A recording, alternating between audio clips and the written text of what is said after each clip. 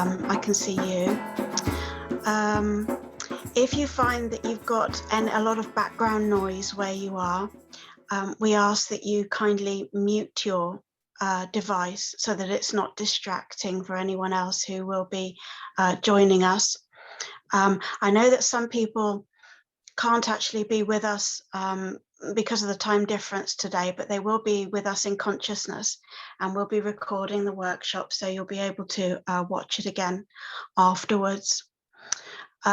Please feel free to interrupt me as I go through my session, especially if you want to make any comments or ask any questions or share any thoughts, because I don't want what I share with you just to be words for you. Is there anything practical that I need to know from either of you? No? No. Okay. All right. Well, we'll divide this session by me talking about the thunder of silence, sharing from the thunder of silence first of all, and then Arun will be discussing his session. So I'll introduce myself, and then we'll go straight into it. For those of you who don't know me, my name is Heather. I host the London Infinite Way group. I've been sharing and studying the teachings of the 20th century mystic Joel Goldsmith for well over 25 years now, and I host spiritual talks and events in London and in California. So I think that's enough about me. We've chosen for the topic of today's workshop, The Thunder of Silence, which is the title of a book that Joel Goldsmith wrote.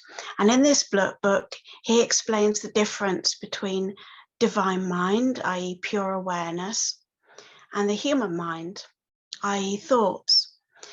And I'm going to break this up into 3 parts in my time with you today. We'll look at why thoughts are an illusion. We'll look at the purpose of mind and what the function of mind is. And we'll look at how to relax in mind and see that harmony appear in our lives. But before I do, I'd like us to have a very brief meditation, if we may, please. Both of you know how to meditate, so just be still with me for a moment in any way that has meaning for you. If you'd like to close your eyes, you're welcome to, but you don't have to. Okay, let's be still together then.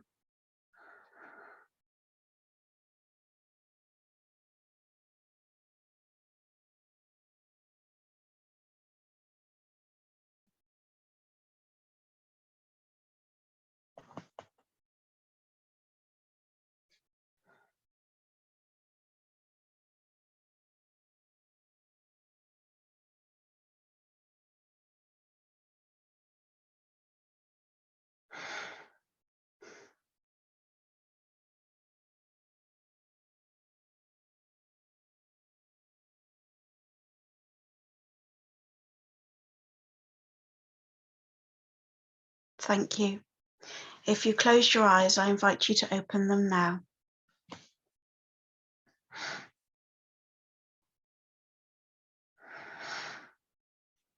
Now, we've shared in previous workshops the importance of resting in awareness, and also the illusion of the world that the material senses presents to us.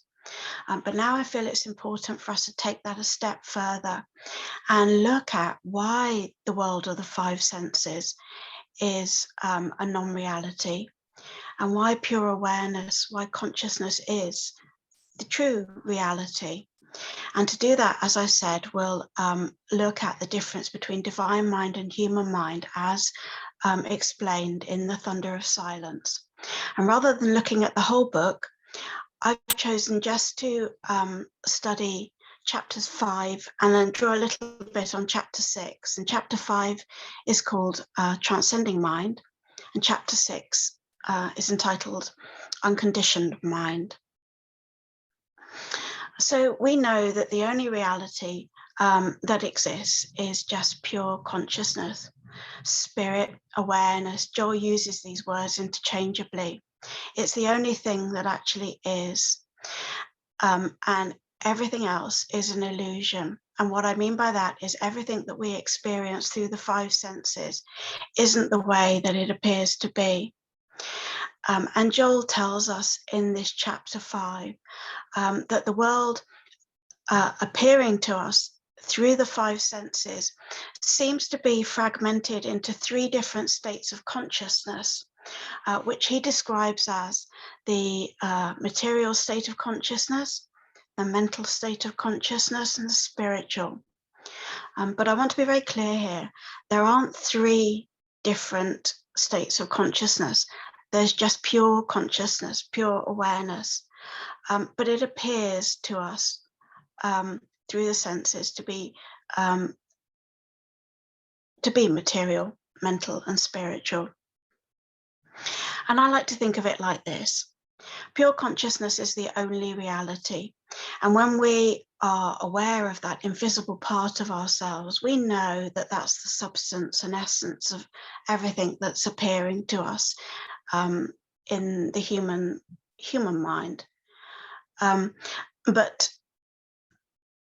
there appears to our senses, this is the way I like to think of it, there appears to our senses to be a kind of patina covering that awareness, just like a mirage.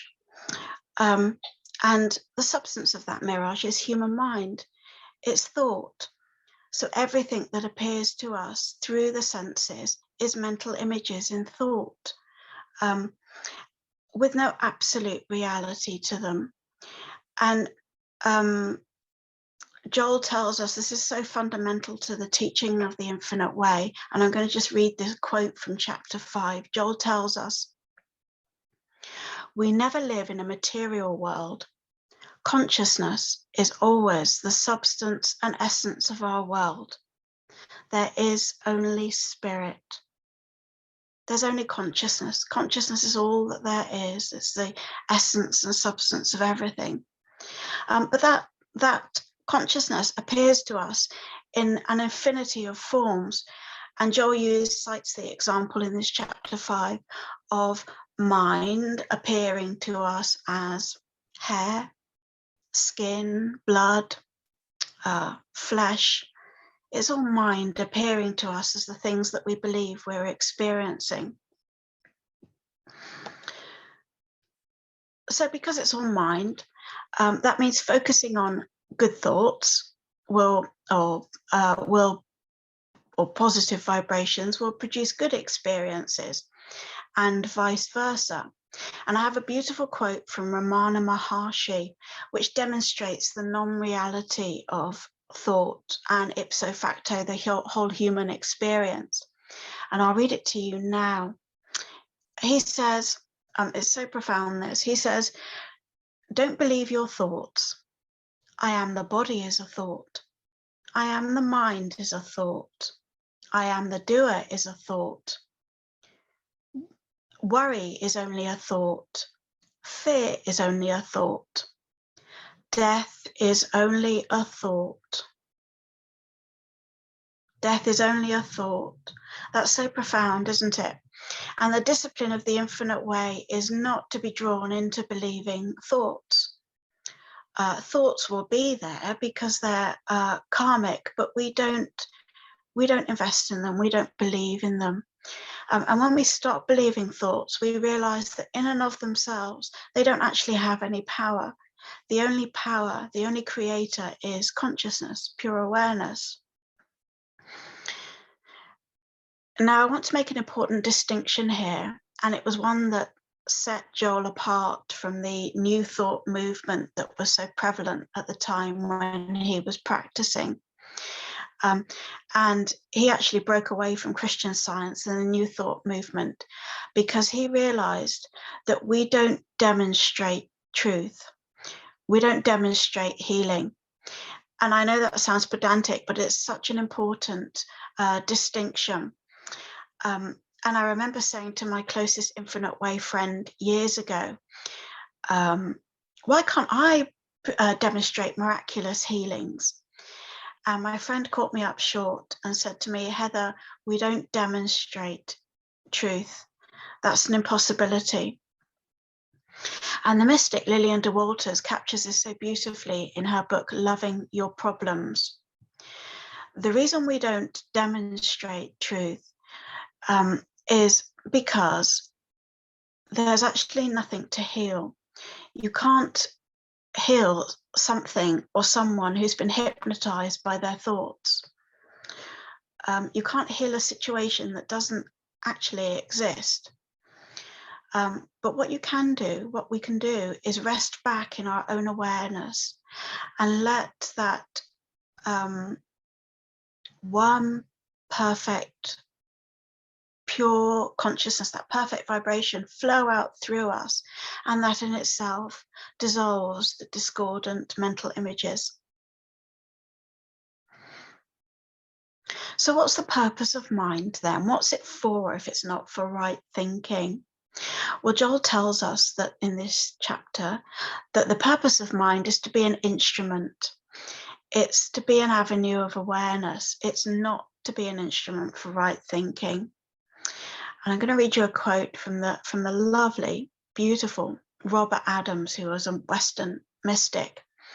And he captures this so beautifully. I'll read it to you. He says, when you begin to realize that your mind does not really exist, and he's referring to the human mind, then the life you've been following becomes invalid. It just dissipates, as if you awoke from a dream.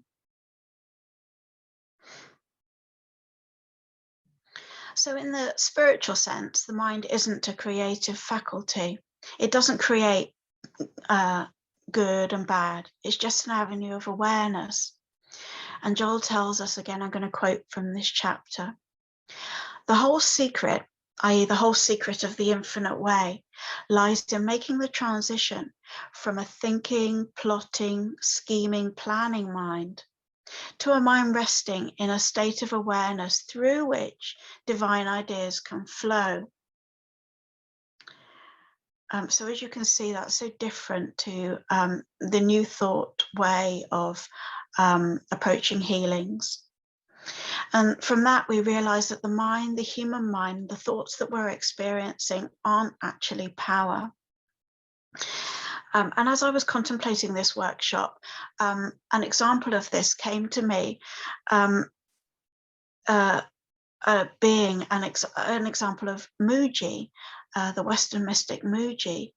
Now, a few years ago, Mooji experienced excruciating stomach pains. And this is a man who radiates profound love. To be with him is just, it's amazing. But here he was experiencing intense pain. But Mooji realized that what we believe we're experiencing is this karmic play of human existence. And our function isn't to heal the picture, because just as we've shared, what we experience through the five senses is an illusion. Our job instead is to rest back in awareness. And the more that we do that, the more that we're fully present, resting in that pure vibration, the quicker the discordant, hypnotic, illusionary pictures will dissipate and dissolve out of our experience. Because there is no discord in the here and now. So to recap, first of all, we've said that matter is only a material state of consciousness, has no absolute reality to it. It's just mental images and thought, mind appearing to us in an infinity of forms. And when we rise above mind and thoughts to an awareness of the activity of consciousness that we are, that leads us to the final facet of this chapter. And that is, how do we put all of this into practice? How do we learn to rest back and relax in mind? How do we surrender to the mind that we really are? And as I was rereading these two chapters, I read a sentence that made me smile. I'll read it to you now. Joel says, when the mind is open to receive the divine impulse, harmonious and perfect form flows out from it. And I remember when I was new to the Infinite Way, reading Joel's books and thinking, oh, wow, this is all absolutely fabulous. I want it. How do I do it? But the divine impulse, what does that mean? And Joel uses many phrases that initially I didn't really understand. And he tells us that the Infinite Way isn't something to be understood intellectually. It's something to be experienced. So what I'm sharing with you today really is to help and encourage you to experience the truth for yourself. So consider this, if you will. When we relax the body, we're probably won't be able to concentrate deeply enough to do it now, but it might be something that you'd like to do afterwards. So if, for example, I relax my hand, and I might feel the life force flowing through my hand when it's completely relaxed and aware of the consciousness, the energy that's flowing there. In exactly the same way, we can rest and relax in mind, in the mind that we are, and feel that light radiate, that pure consciousness radiating out through us, just as we feel the life force flowing through our hand. I find it personally easier to do this if I'm sitting in a quiet space or in nature or lying on my bed. It becomes easier for me to relax the body first and then to relax and rest in mind, the consciousness that I am, and let that radiate out through me and realize that it's living itself. And that's one of the wisdoms of the Infinite Way. Consciousness lives itself. You do not live it. I don't have to do anything. I can just rest and relax in it, and it functions. It does everything. So in this way, we surrender and become instruments for that self, the perfect self. And you can allow yourself just to be governed by it, that pure consciousness. And when we do that, when we rest and relax in our own consciousness, it purifies the mind and the body. And once the mind becomes permeated by that pure vibration, then it becomes the substance of the forms that we experience. There's only one mind, one consciousness. And when we allow it to flow through us, it then renews, restores, and regenerates our experience. I hope you'll take with you what I shared with you today and put it into practice, or at least try it.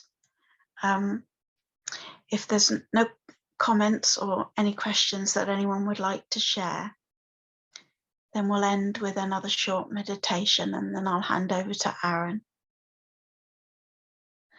Okay, let's just be still again then for a moment. You can close your eyes if you'd like to.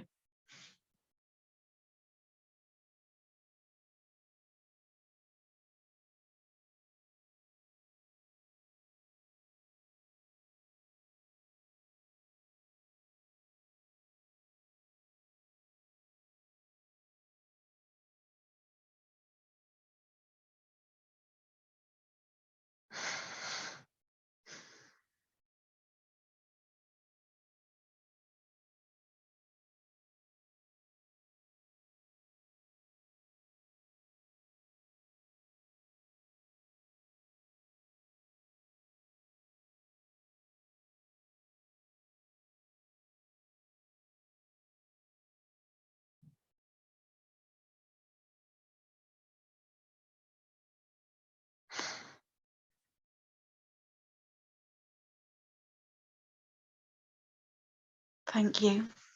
If you closed your eyes, I invite you to open them now.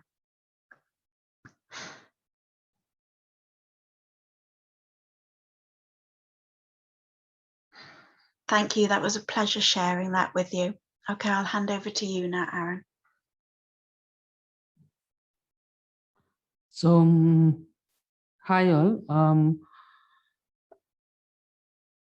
I would like to speak about the absolute, because the absolute or the reality, when we get into, or the transcendental state of mind, when we are into that thing, we actually submerge into the absolute. Absolute in the sense, it's a, in Vedas it is saying as Brahman. But it is not a god, like the someone who is actually sitting on the top or whatever. It is not a god actually. It's like um, the submerged reality where we can actually see the world as it is. So for that thing, what I am taking is like Ishavasim Upanishad. This is one of the Upanishad that is the part of the Vedas. It's a small one, which is like 18 slokas. So I'm taking that Ishavasim Upanishad and trying to see what it is actually talking in that particular piece of Upanishad. Um, so the when we speak about the Brahman, uh, the one of the very important parts which is comes into my mind is like this.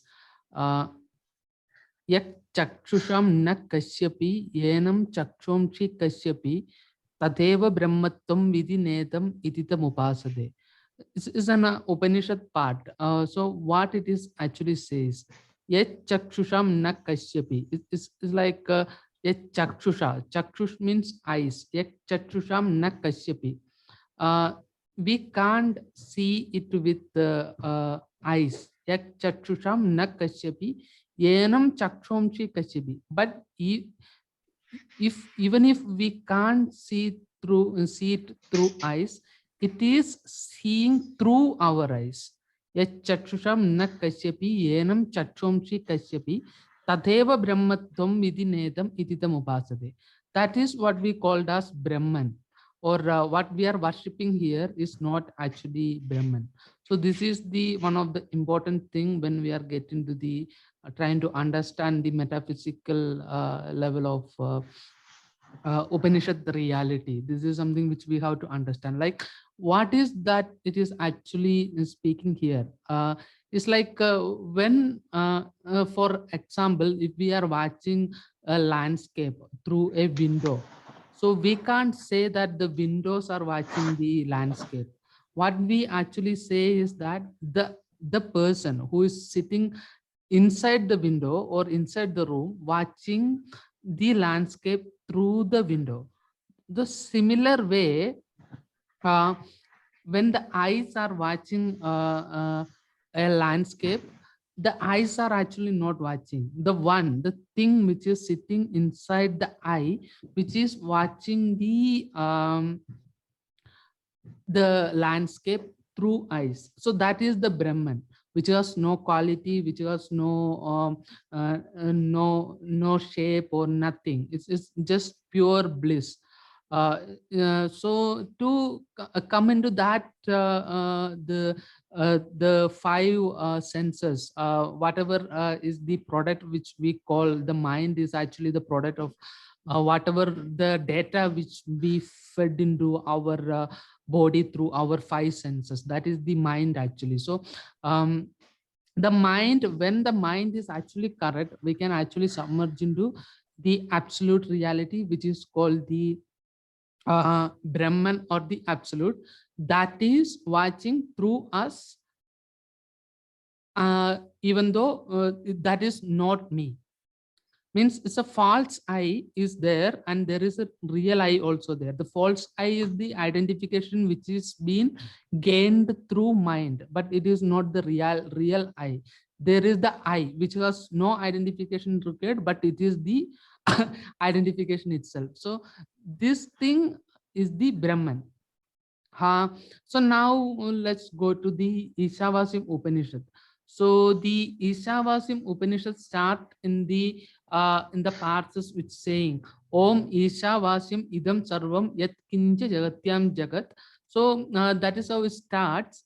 Um, this is the first stanza. Tena tektena sinchida ma grida kattushunam. So what does it means?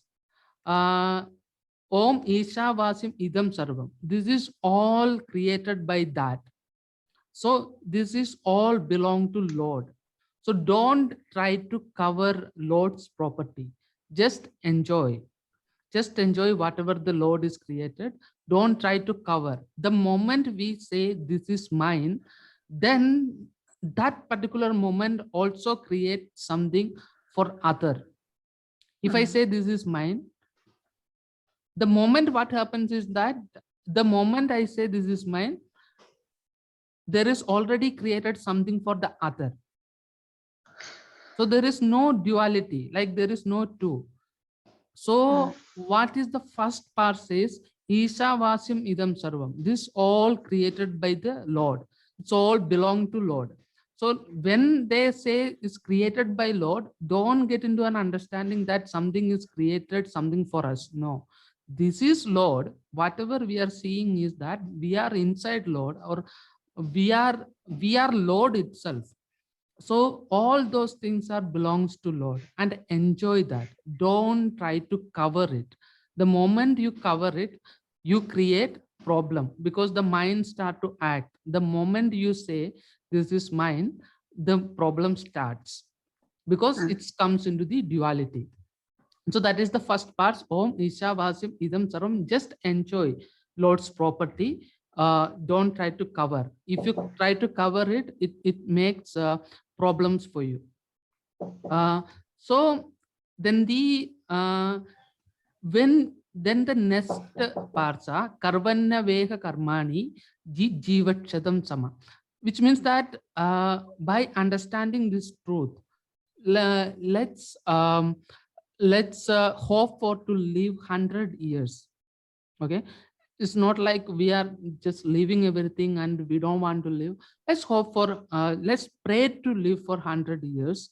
That is the average human span which the Upanishads are saying. Let's pray to live for approximately 100 years by understanding this truth. So the third one, Asurya namate loga andhena tamasa vrda tamste pratya vijanti ekeya chatmano jana. So this part is very important to understand. When we say we are understanding that all these things are not mine, it belongs to Lord.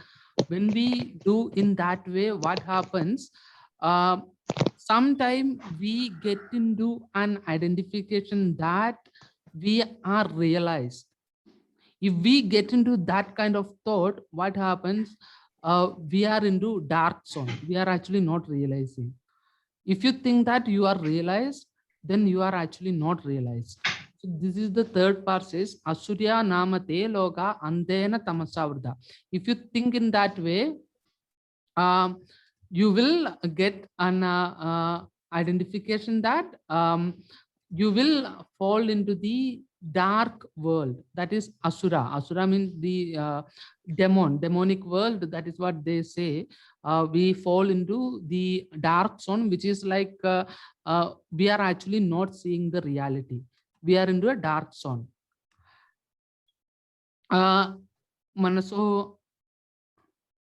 So anecha dekam manaso jevyo naina deva aptavan pushamat tathavato nyanya tedi tishtastimno madrashva dadati.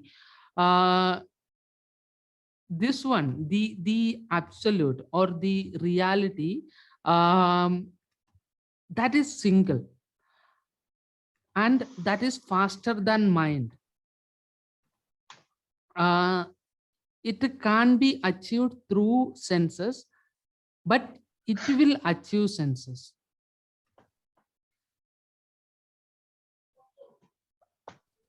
So based on that, the the existence is been created, and all the existence is the part of that particular thing.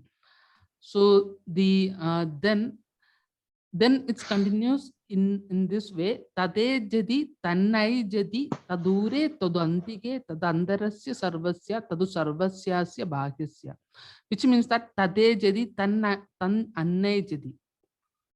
It is like tade jadi, it is moving. Tannai jadi, it is not moving. It is moving, at the same time it is not moving. Tad dure tandantike, it is far. We are staying a very distance from them. From that, tad dure, it is so far from us. Tad antarige, which means that it is inside also. It is in a very very distant. It is staying so far from us, even though it is staying so inside on us. Tadu sarvasyasya bhahyata, it is outside also, it is inside also. So this is the thing we have to understand, that the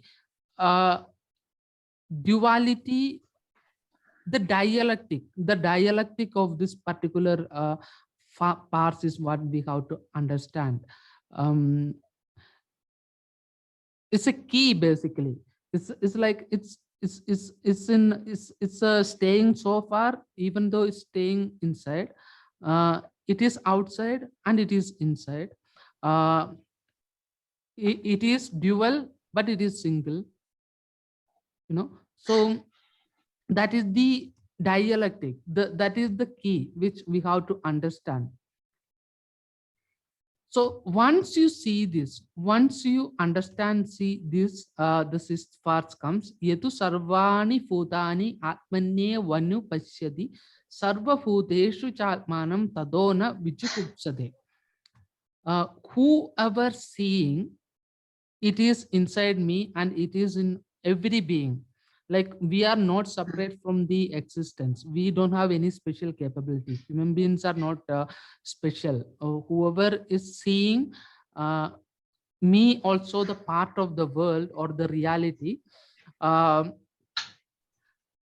he can't hate anything else. It is like pure love will happen. Whoever seeing that, the Heather was speaking about the Muji. He was the disciple of Papaji. Papaji was the disciple of Ramana Maharshi. So when we go near to Ramana Maharshi's ashram or the near to Muji, the vibration which happens from them is like so intense, and that could actually transcend many things from us. So such kind of vibration starts to radiate from a living being when he is understand this. Yedu sarvani bhutani almanye vanu pashyati. So whoever seeing, everything is not it is not duality, like this is that, this is me, this is that, this is me. If the moment you can actually stop distinguish this thing, the moment you become the Lord and you become the absolute reality or the self itself.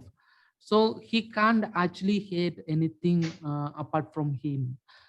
It is not possible. When you see the other also as you, when you realize the other also as you can't hate that the other, because there is no other reality existing.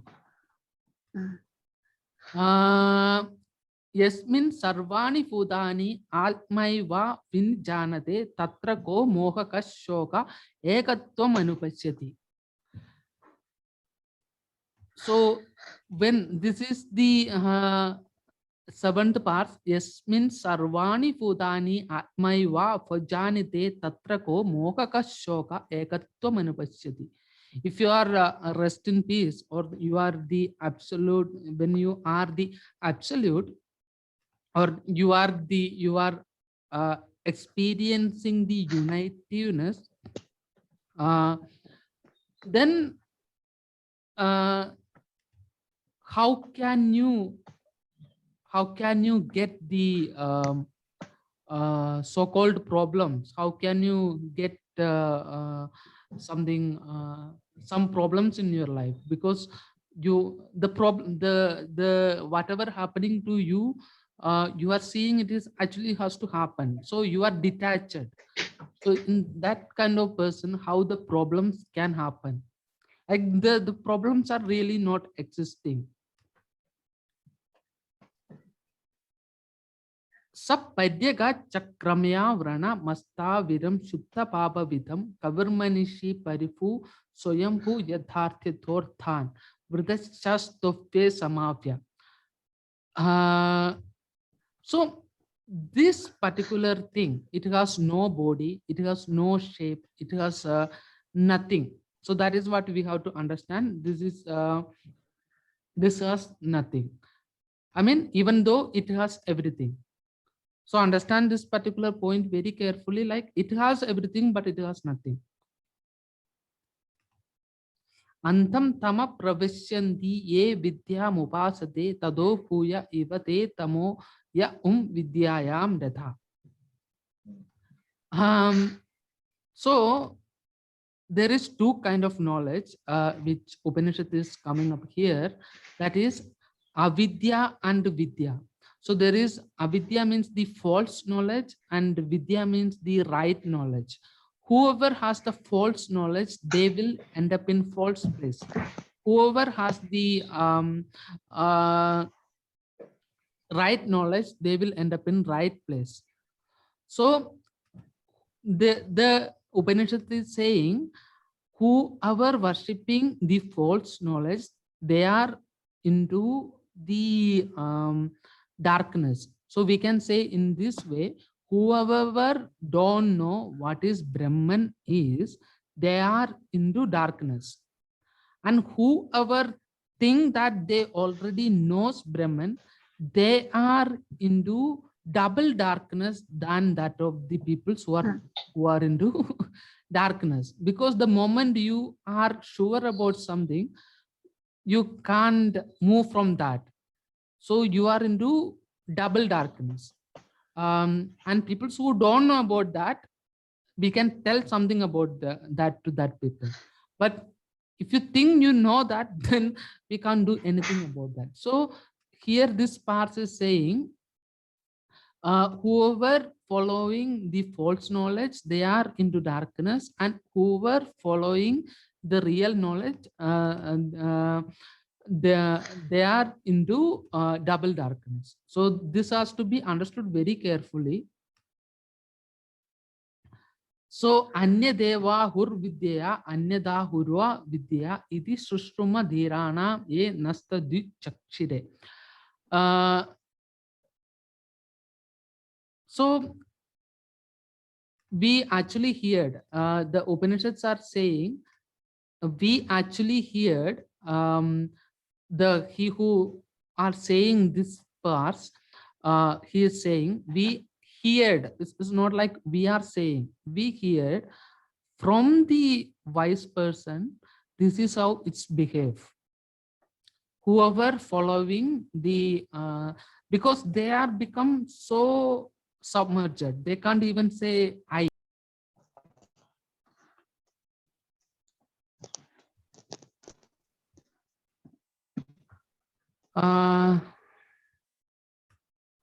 So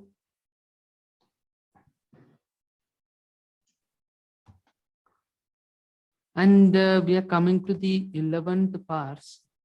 Okay, in the 11th part, which is saying vidyam cha yat dadostam saha avidya mrutyam tirtva vidya mrudamaschati.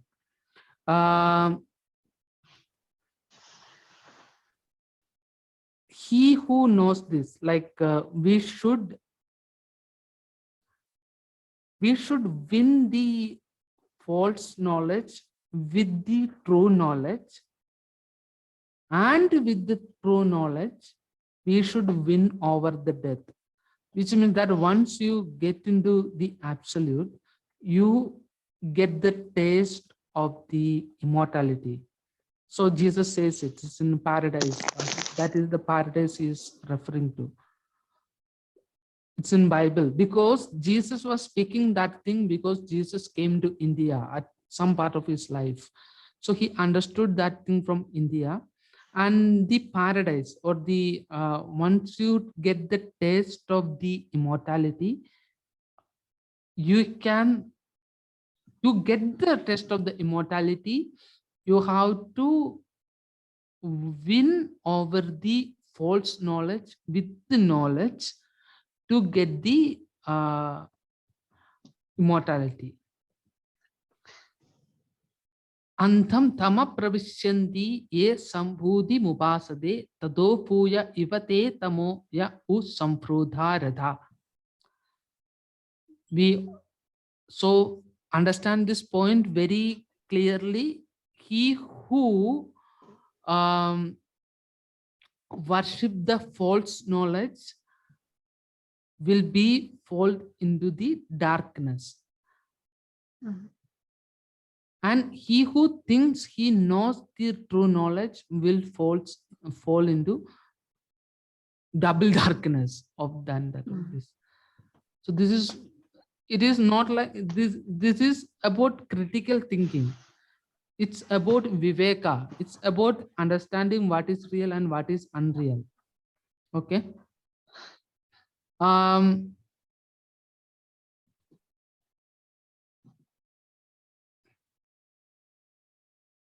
So sambhrudi cha vinyasam cha yastato doyom saha vinashena mrityum tirtha sambhrudha mupadeshyade.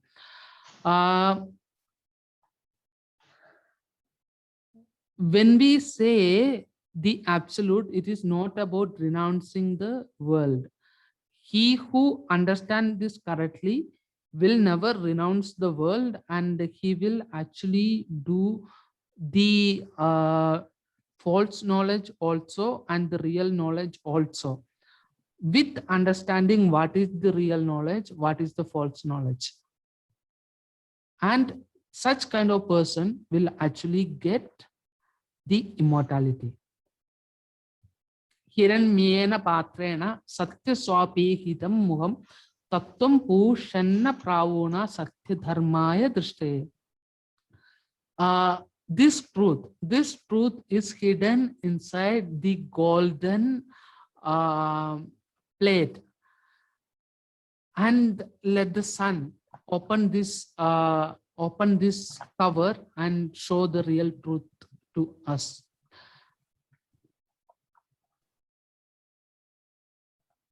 Pushanne karme yama surya prajapate vyuharismin samuha teja yatte rupa kalyana tamam tatte pasyami yo savasya purusha sohastami.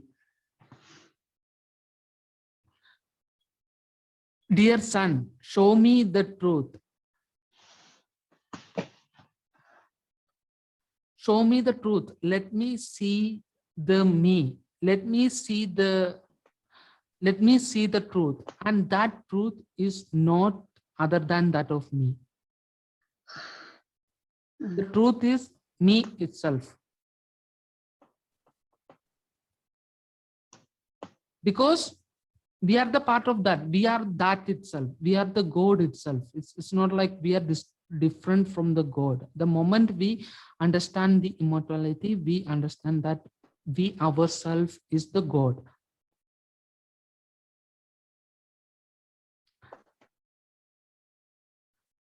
Vayu nilam rumam ardheyam pasmandam shariram om krados marak kridam smara krados marak kridam smara. I am going to die. My force, my prana means which is helping us to stay inside this body. Let the prana get merged into the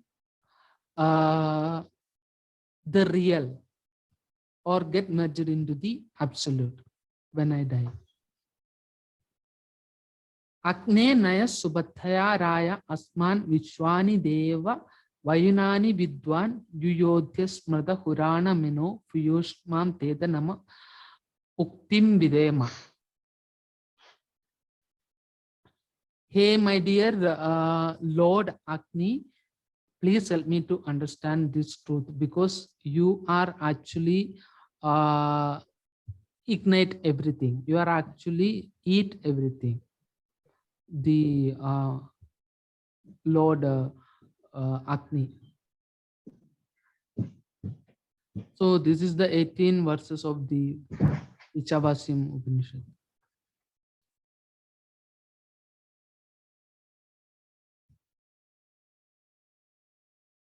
Do you have any questions regarding this? Like, no, I'm just thinking about what you've just shared. I don't really have any questions about it. No, it's so helpful to contemplate spiritual truth, and sometimes you hear something and it strikes you in a new way. So I appreciate all that you've shared. Thank you.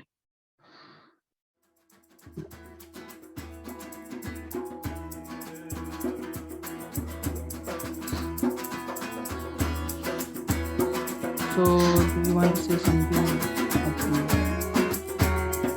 No, should we close the workshop now? We've both said everything that we wanted to say.